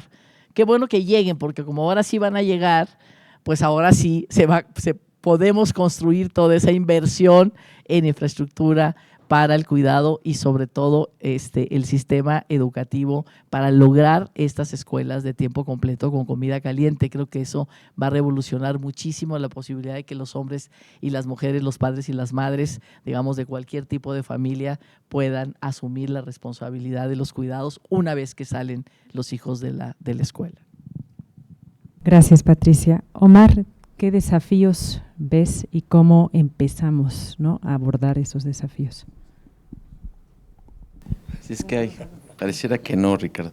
Fíjate, yo creo que uno es generar nuevos vínculos o canales de diálogos entre lo que hoy está sucediendo en esta reconfiguración masculina, que tiene ganas de participar, tiene ganas de involucrarse como si fuera un solo ente llamado familia, y el que se genere un verdadero mecanismo de diálogo, ¿no? Porque históricamente hay cosas que hemos hablado, se ha citado aquí, pero falta reconocer también ese potencial, yo diría, que tienen las nuevas generaciones en términos amorosos, en términos familiares.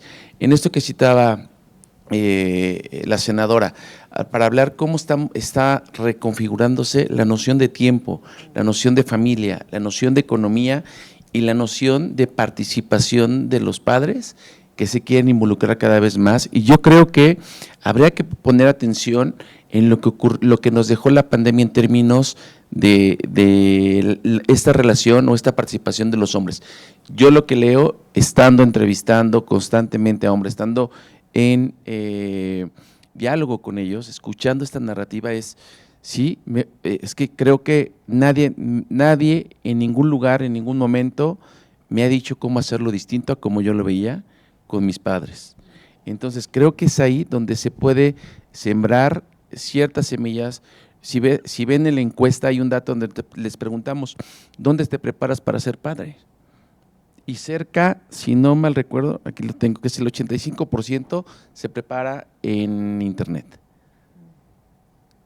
El 45% leyendo libros, un 10% tomando cursos y un 12% de otras distintas formas, principalmente con lo que yo vi en mi casa, con lo que yo vi con los otros hombres con los que me relacionaba. Entonces creo que es importante hacer este reconocimiento Y yo también diría que creo que hay una percepción interesante en ese estudio, lo pueden consultar en las páginas de Evidence Lab, es cómo, al menos en percepción, en la pregunta de quién se encarga de preparar alimentos, ir por los hijos, bañarlos, estar en la tarea, jugar con los niños, llevarlos a las actividades extraescolares, ir a eventos sociales de los niños, hay una percepción muy alta que lo hacen ambos, ¿no?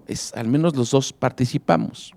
Sí hay una prevalencia todavía de mayor participación de la madre de los niños y un porcentaje en todas las variables, pueden consultar, está a detalle ese estudio, pero es interesante ver esa percepción de al menos de ambos lo hacemos, ¿no? Y por el otro lado, cuánto participa el hombre, que es menor frente a o sea, tengo datos de en un 13% hago la tarea con ellos, un 20% llevo a los niños a la escuela, frente a un 33% de las mamás, o sea, pero yo creo que sí hay un tema interesante a leer, estas ganas, esta forma distinta de ver la participación del hombre en la educación, en el involucramiento con los hijos y con la familia es importante. Y una frase con la que cierro, creo que lo que hemos recuperado es que, por ahí nos decía alguien, ser papá se aprende en 100 lecciones, una por año. Entonces, pues nos da mucho para seguir pensando en cómo es esto de seguir afinando la manera en cómo paternar en este país. Bien, gracias Omar, ya lo oyeron.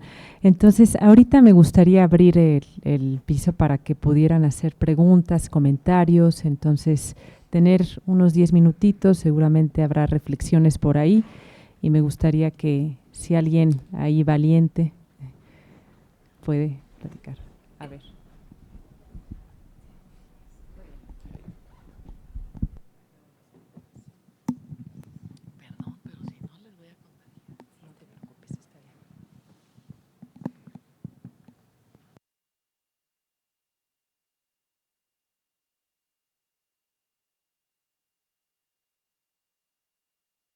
¿Así? Sí. Yo quería compartirles que hace algunos años yo participé en una iniciativa con un grupo de mujeres justamente para intentar ampliar el permiso de maternidad y paternidad que otorga la ley. Y tengo que decir que tristemente algunos años después nos dimos por vencidas porque después de picar y picar y picar piedra por mucho tiempo, pues no logramos avanzar nada. Y la idea fue empezar como intentando cambiar lo que pasaba en la práctica antes de exigir o pedir o sugerir que cambiaran la ley, como para que fuera más fácil la transición. Entonces, en los estudios que hicimos previo, hay como datos que tengo muy presentes, que hemos, bueno, para medir cómo estamos en México, en este sentido, con quién nos podemos comparar. Entonces, una de los marcos fue decir, bueno, si pertenecemos a la OCDE, podemos compararnos con países de la OCDE, en donde pues México figura en diferentes posiciones dependiendo de qué es lo que estemos midiendo. Pero justo en el tema del permiso de paternidad y maternidad, estábamos en último lugar con Malta.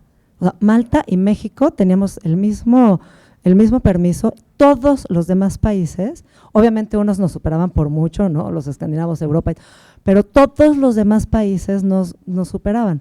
Entonces, pues esa es como una de las partes de ver que realmente, o sea, como lo mal que seguimos estando. Y a la hora de medirnos únicamente con Latinoamérica, que pues a lo mejor decimos, claro, pues sí, no, si tenemos a Noruega y a Suecia, no, con Latinoamérica estábamos peor que todos, peor que Costa Rica, peor que Panamá, obviamente mucho peor que Chile, peor que Argentina, o sea, peor que todos. Entonces sí, eso era como muy impactante. Aún así, pues no logramos hacer nada. Y esto era mucho con la idea de cómo los primeros 2 años, y dejándolo barato, pues son indispensables en el desarrollo de quién va a ser esa persona, ¿no? Entonces, como si le invertimos en esos primeros 2 años, después va a ser mucho menos lo que necesitemos, pero pues fue muy, pues bueno, nada más como en esos datos, en todos los datos que estuvieron mencionando, como que quería compartir Y el otro tema es que le platicaba el otro día a Ana un proyecto en el que participo que tiene que ver con el discurso que dio José Saramago cuando recibió el premio Nobel, que como que siempre que escucho tema de la ley, los derechos a los que no debemos exigir y todo, que obviamente sí, ¿no? Estoy completamente de acuerdo, pero como que él en su discurso cuando recibió el Nobel dijo, si los ciudadanos entendiéramos que el preámbulo, la antesala a poder tener todos esos derechos es que nosotros asumamos nuestras obligaciones y asumiéramos esas obligaciones, pues estaríamos en un mundo muy diferente porque los derechos serían casi una consecuencia natural, que no quiere decir en ningún momento liberar a las instituciones ni a los gobiernos ni a nadie de las obligaciones que sí tienen, pero como que hay una parte en la que también los individuos tenemos que asumir nuestras obligaciones. Y en este sentido, como que digo, ¿cuáles pueden ser nuestras obligaciones? Y por supuesto no es que tengo la respuesta, no, pero como entiendo que pues mi obligación como mujer pues es salirme de la casa, salir a trabajar, entrar en este esquema, pero al mismo tiempo es permitir la entrada de los hombres a mi casa, de compartir esta parte que a lo mejor históricamente yo me he sentido como poseedora única. Entonces como que sí creo que es un tema que vale la pena reflexionar. Y bueno, quería felicitarte, mamá Godín, porque creo que justo la iniciativa de Quintana Roo es como muy en este sentido de promover que en la práctica empiece a cambiar para que después todo el pliego petitorio que se lleva Patricia hoy sea pues más fácil de cumplir, ¿no? Gracias. Y muchas gracias a todos, de verdad, felicidades. Gracias. Por allá atrás había 2 preguntas más, entonces, o comentarios. Buenas tardes a todos. Yo quería preguntarles cómo sería un modelo íntegro, efectivo, completo, funcional de un sistema nacional de cuidados y también qué implica el derecho a cuidar y ser cuidado. Así de fácil la pregunta. Vamos a tomar la última por allá atrás y luego me dicen quién es el valiente. Hola, bueno, valiente. Pues buenas tardes a todos. Primero y antes, o sea, felicidades por este espacio, ¿no? O sea, se me hacen espacios pues muy interesantes que me hubiera todavía gustado, enterarme con más tiempo para poderle hacer mayor difusión, ¿no? Yo trabajo en la iniciativa privada en una empresa líder en alimentos y pues me hubiera gustado agarrar como de la mano, ¿no? Tomar de la mano a mi equipo y traerlo aquí, porque la verdad hacen falta estos espacios para permear, porque independientemente que sí, claramente en el marco legal hay mucho que hacer para que pues de raíz, ¿no? Se puedan arreglar muchas actitudes que más bien se puedan arreglar muchos pues patrones que hoy tenemos que están pues precisamente como no están en un marco legal, pues nadie los hace, pero creo que tenemos que permearlo desde como ciudadanos, ¿no? Y desde nuestras casas y nuestras familias, porque si no lo hacemos desde ahí, los estereotipos pues no se rompen, ¿no? Entonces claramente pues muchas veces somos los propios culpables de esta crianza pues bajo el patriarcado, que es difícil pues quitárnosla, ¿no? Entonces pues primero, como les digo, felicidades y qué bueno que tenemos estos espacios para poderlo escuchar y que aún nos quede más claro, ¿no? Gracias. Gracias. Bien, si no hay más comentarios y preguntas, que sí hubo una muy importante, entonces, ¿quién quiere contestar? Digo yo. Ay, Naide, vas. Yo, hola. Pero como yo lo de cuidados, la segunda pregunta. Ok, perfecto. Me dejaron la fácil. Yo quería aquí, ok. O a los 3, perfecto. Gracias. Voy a empezar al revés porque es la más fácil. De la última pregunta, que, perdón, no escuché tu nombre, pero no recuerdo tener a ninguna empresa de alimentos en mi ranking este año. Entonces, échamelos para evaluarlos, ¿no? Les puedo contar que solamente el 13% de las organizaciones que aplican, que evalúo a organizaciones públicas, privadas y sociales, ¿no? O sea, yo no estoy solo casada con el sector privado, solamente el 13% aprueba la metodología de Mamá Godín y cada vez se las ponemos más difícil, ¿no? Para, pues sí, justo poder tener datos que sirvan para la toma de decisiones y para el etiquetado, presupuestos y todas esas cosas en el Congreso, ¿no? El segundo que voy a tomar que por acá enfrente, muchas gracias por lo de Quintana Roo, pero te voy a contar lo que logramos con la empresa que está hoy en el top del ranking de Magodin. Es Manpower. Manpower confió en el ejercicio desde el año 1 del ranking, que fue en 2020. Llevo 4 años presentando el resultado el 10 de mayo, por supuesto, para desmitificar esta fecha y quitarle el velito rosa, ¿no?, de la mamá perfecta y que sale con, ya sabes, como los detergentes oliendo a flores y perfectamente maquillada y vestida. Por supuesto que no es cierto, pero es parte de la comunicación patriarcal que tenemos que soportar. Cuando llegó Manpower, traían una diferencia muy importante entre licencias por maternidad y por paternidad. Y Mónica Flores, que está hoy al frente de Manpower para Centroamérica y México, pues su equipo me pide una retroalimentación, ¿no? Oye, Aide, pero ¿por qué no estamos en el primer lugar? Pero si nosotros tenemos todas las políticas, 53% son mujeres y bla, bla, bla, ¿no? Y yo, pues, a ver, recuérdame, ¿cuántos días tienes de licencia por maternidad? ¿Extras a la ley? Sí, 45. ¿Y cuántos días extras a la ley tienes por paternidad? 15. Por eso no estás en el primer lugar. Porque estás reproduciendo los mismos sesgos que tenemos en la ley. Y yo sé que no es por mala onda de los centros de trabajo, es porque, pues, la ley es la ley, ¿no? Entonces, si yo leo como una organización, ya sea nacional o transnacional, y leo que la Ley Federal de Trabajo en México te dice que hagas esta diferencia, pues tú vas a reproducir el mismo sesgo, la misma violencia estructural adentro, en tus políticas corporativas. Pero hoy, el 10 de mayo del 2023, le entregamos a Manpower el primer lugar. ¿Por qué? Esa es una política pública efectiva que ya dio resultado en menos de 3 años. Porque le cambiamos la realidad a toda la plantilla de Manpower, porque ahora todas y todos tienen los mismos días de cuidado con los niños, ¿no?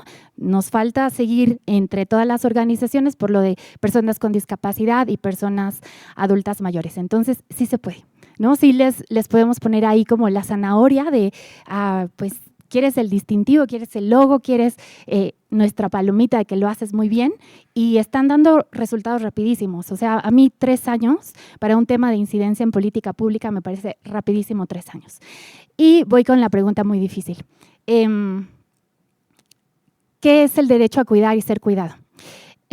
Lo voy a poder explicar en la experiencia personal, ¿no?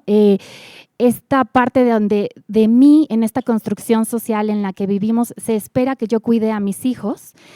Mi derecho a cuidar es que yo le pueda decir a mi jefe que está instalado en Suiza, ¿no?, que además le parece ridículo a todo lo que yo me enfrento aquí con la normativa mexicana. Es ese derecho que yo le pude decir, oye, a mí no me pongan reuniones a tal hora, ¿no? Este bloque también me lo respetas porque a esta hora llevamos a los niños a la escuela y a esta hora los tenemos que recibir para comer con ellos, ¿no? Entonces, ese es el derecho a cuidar. Y el derecho a ser cuidada es en el momento que yo me sentí quemada, porque ya no podía del nivel de estrés y de ansiedad generado por mi trabajo. Ese derecho a cuidar fue, jefe, no puedo más. ¿Qué podemos hacer? Porque en México no existe un permiso por salud mental, no existe. Fui al IMSS y el IMSS me dijo, pues échale ganas, ¿no? O sea, pues siéntate bien y ya. Entonces, pues le dije, ¿me puedes dar 10 días fuera? Se convirtieron en 6 semanas, ¿no? Pero ese es el derecho a ser cuidado, a que yo pude levantar la mano y decir, empresa, necesito que me acompañes en este proceso porque no puedo más y es un riesgo también para ti, porque las decisiones que yo tomo para el programa que manejo, que son en 23 países, pues creo que al negocio sí le puede afectar un poquito ahí la continuidad de operaciones si yo tomo una decisión, pues así, ¿no? Como me estaba sintiendo en ese momento. ¿Y cómo sería un sistema nacional de cuidados? Tenemos que hablar de 3 cosas. De recursos humanos, tenemos que hablar de gente capacitada, no solo porque te conviertas en mamá quiere decir que sabes cuidar a las infancias, no. tenemos que hablar entonces de eso, de la profesionalización de los cuidadores. En este país castigamos mucho a los pedagogos y a las pedagogas, le pagamos pésimo a los maestros cuando tienen el futuro del país en las manos, ¿no? El segundo recurso tiene que ser infraestructura. Porque, pues, ¿dónde le vamos a poner la escuelita o dónde vamos a poner la estancia infantil o dónde vamos a poner la casa de día para los adultos mayores o las clínicas para las personas con discapacidad, ¿no? Existen los CAM, pero ¿cómo funcionan? Y el tercer pilar es el presupuesto. No puede existir un programa sin presupuesto, ¿no? De repente, por ahí nos han dicho, ay, pues, traten de poner iniciativas que no necesitan presupuesto. No, perdóname, pero se necesita presupuesto para capacitar a la gente, para construir los edificios y pues etiquétale, ¿no? O sea, tienes acceso a decidir el paquete económico del país, ponle ahí cuidados. Y si no sabes qué es cuidados, ponle guarderías. Y yo te ayudo, ¿no? O sea, habemos muchas voces en la sociedad civil o en la iniciativa privada que nos encanta el tema y yo por ahí lo vería. Está muy retadora tu pregunta, pero por ahí iría. Muy bien. Vamos a ir cerrando. Entonces, vamos en orden con José Luis. Vamos todos así. Y 3 minutos cada uno, menos, muy breve. No, estuvo muy bien. Nada más ahí como complementamos. Perfecto. Gracias. Sí, la pregunta de Ana Paula del sistema de cuidados. España en 2006, hace pues 17 años, fíjate, creó una ley que se llama la ley de la dependencia, quizá no es el nombre más afortunado, pero es una ley que veía el cuidado de personas con discapacidad, niñas, niños, adultos mayores y personas que tuviesen enfermedades terminales. Y aquí el foco principal, la cobertura puede ser sistémica, que eso me parece muy bien, en el sentido de lo que hemos generado con CIPINA, con los sistemas en México. Pero el foco principal es atender la perspectiva del cuidado como un trabajo remunerado. A quien se quede en casa para hacer ese cuidado es un trabajo remunerado. Me parece que es la plataforma básica para poder hacer esta perspectiva. Complicado, pero yo creo que por ahí diría la cosa. Pues sí, o sea, yo creo que el sistema el derecho al cuidado, si se legisla a nivel constitucional, que es lo que ya se hizo en Cámara de Diputadas y Diputados y está en el Senado, y ahí, como yo decía, pues, ¿dónde está atorada la decisión? Y me parece que es evidente, en el sentido de, si tú legislas y reconoces el derecho al cuidado, entonces el Estado es responsable de garantizar ese derecho. Y para garantizar ese derecho, pues obviamente se necesita inversión. Si en este momento está contabilizado el trabajo doméstico y de cuidados no remunerado, que sobre todo hacemos las mujeres, en un 28% del PIB, bueno, pues una de las cosas que además se ha planteado y creo que está en la mesa por muchas razones es que necesitamos una reforma fiscal para pagar los trabajos de cuidado, o sea, crear la infraestructura, darle a los municipios y generar incluso una economía que se le ha llamado la economía del cuidado, es decir, ese trabajo que hacíamos las mujeres de manera no remunerada, hoy se tiene que pagar, son empleos, son capacitación para el trabajo, es decir, se transforma en otra cosa el tema del cuidado, pero efectivamente a partir de que estamos reconociendo que todas las personas tenemos derecho al cuidado. El cuidado de las cuidadoras, que también está en esa redacción, pues eso se va a la Ley Federal del Trabajo, es decir, ahí es donde tenemos que ver eso, ¿no? Porque, digamos, pues de eso estamos hablando y por eso no sale, porque por más que decimos, ok, pongamos transitorios a 10 años. Pongamos transitorios a 10 años. El primer año una cosita, el segundo año, el tercer año. No pongas todo el dinero en este momento. Pero, pues en este momento el presupuesto, ¿no? Ya está como muy etiquetado. Vamos a ver qué pasa en el nuevo gobierno, pero ahorita está muy etiquetado, o sea, ni un peso se puede ir a ninguna otra tarea. Y aquí, de alguna manera, pues sí se necesita, ¿no? Sí. Y el derecho, y me parece muy importante el tema del derecho al tiempo propio, porque finalmente, pues también el Estado es responsable de garantizar que todas las personas tengamos ese derecho al tiempo propio, ¿no? Lo estamos haciendo para las mujeres, pero digamos, entonces es eso, es como una nueva concepción, ¿no? Una nueva idea de la vida, ¿no? Y de la calidad de vida finalmente. O sea, las mujeres estamos aportando algo muy importante en esta propuesta. No es solamente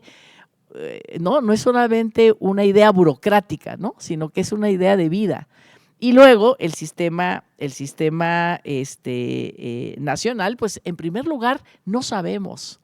Necesitamos saber, ¿no? Cómo están. Nadie le etiqueta a una política pública o a una inversión presupuestal cuidados en este momento, pero sí estamos teniendo políticas e inversión de cuidados. Entonces, ¿qué tenemos? ¿Qué calidad? Que era un poco, y con eso termino, la discusión sobre estancias, ¿no? Que decíamos, a ver, yo no defiendo las estancias infantiles, no defiendo el cuidado pobre para niños pobres y el cuidado de los niños del Seguro Social, pues, ¿no? Y el cuidado de los privados, o sea, no defendemos, pero vamos a transformar esa política de estancias infantiles, incluso para que no genere estas desigualdades. Pero necesitamos saber qué tenemos y a partir de saber poder generar qué tipo de infraestructura social se necesita para que efectivamente todas las personas que son vulnerables, que necesitan ser cuidadas o por edad o por condición o por lo que se quiera, digamos, en esta relación de dependencia, pues lo puedan hacer. Entonces, por eso la importancia del sistema, aunque sea una política que de verdad sea una política, pues, digo, 10 años, no sé si es corto plazo o mediano plazo, ¿no? Pero podríamos trabajar en ese sentido, pero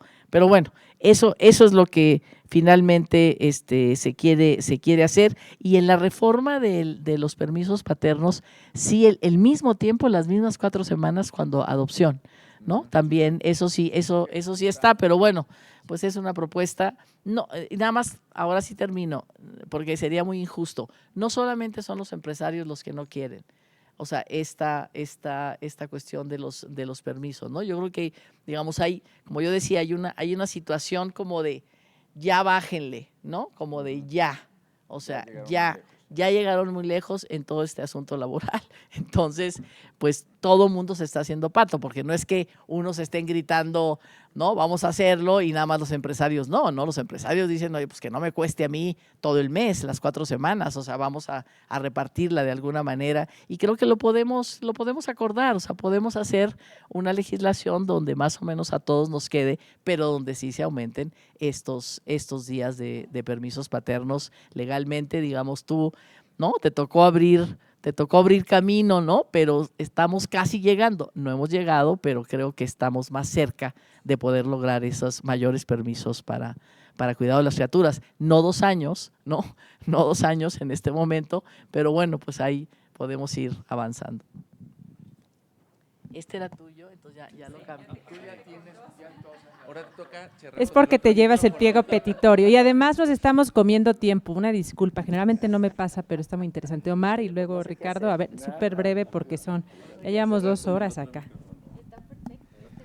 Pues yo creo que uno de los temas de este conversatorio tiene que ver con la paternidad corresponsable y creo que parte de ello tiene que ver también con dar la oportunidad a vivir este momento, esos momentos mágicos que también el hombre pueda verse como cuidador, como proveedor, como cocinero, con los múltiples roles. Y a veces me ha tocado a mí espacios donde hay mucho prejuicio solamente por el hecho de ser hombres los hombres. Y para ser corresponsables creo que también habría que ver un poco más allá de dónde están paradas estas nuevas generaciones o al menos cómo está cambiando la vida cotidiana de las personas y eso hace que cambien los códigos culturales, los códigos de valores y también las necesidades. Incluso estos diálogos los he tenido con empresarios y los empresarios lo que dicen, a ver, cuéntame un poco más de eso que estás planteando de voltearnos a ver los hombres como hombres. Y es un tema de respetarnos, es un tema de abrir un espacio, es un oasis. La verdad es que a mí me sorprende el silencio que guardan los empresarios poderosos en otros roles y de repente, a ver, cuéntame, Hoy tenía otra invitación a esta misma hora con un grupo de empresarios, la cual la vamos a mover porque tenía este compromiso previo, pero quiero que nos hables de eso que estás haciendo, de eso que estás descubriendo, de estos diálogos que créanme que entre hombres es difícil que hablemos de hombres. Es paradójico. Los hombres hablemos de humanos, hablamos de otras cosas. Las mujeres hablan más de lo que son las mujeres y las implicaciones.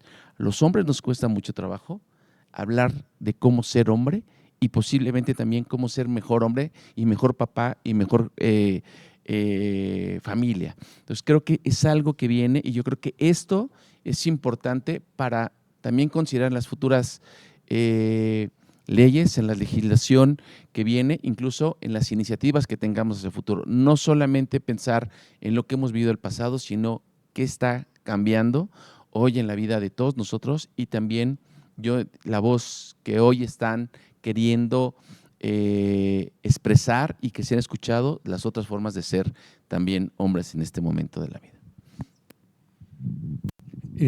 Bueno, diría que claro que necesitamos esta reforma, que se complete la reforma constitucional y que el marco legal detone y obligue los cambios.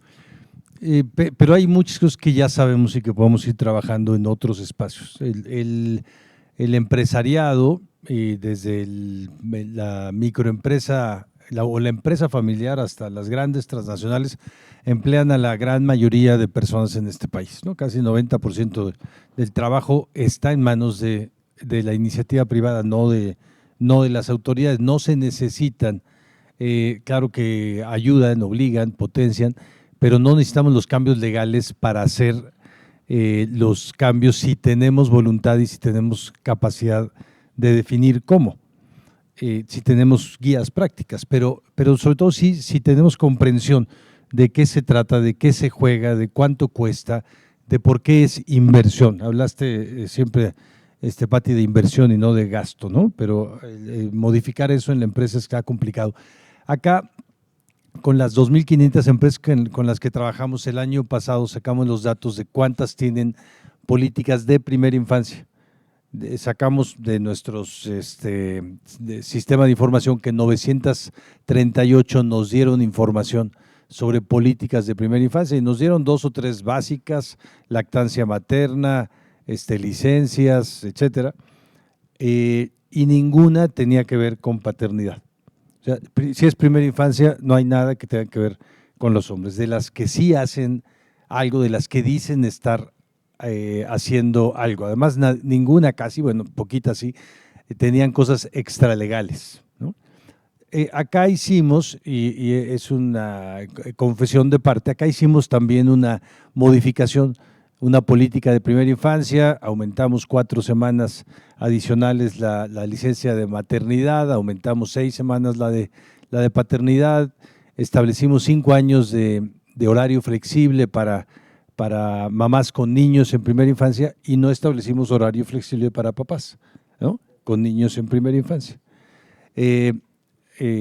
Así que me estoy autoacusando, pero es esta perspectiva, pues formamos parte también de un proceso cultural. Por un lado sí podemos hacerlo y por otro lado tenemos que hacer también un cambio cultural para poder hacer los procesos. A mí me parece que todas las instituciones, incluso aquellas que estamos tratando de impulsar cambios en esta perspectiva o tratando de detonar los cambios legales, muy pocas también tienen. El Tribunal Electoral es una excepción, pero muy pocas tienen estos cambios, incluso las instituciones públicas, incluso las organizaciones civiles. Yo no conozco organizaciones civiles que tengan permisos de paternidad iguales a las licencias de maternidad, ni una ONG conozco.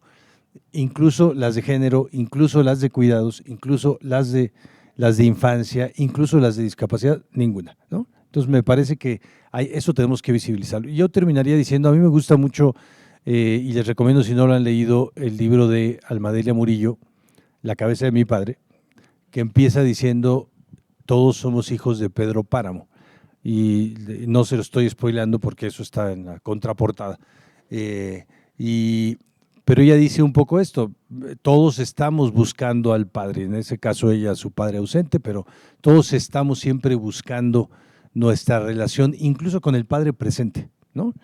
Incluso con el padre muerto, siempre estamos buscando ese proceso de paternidad como hijos o hijas.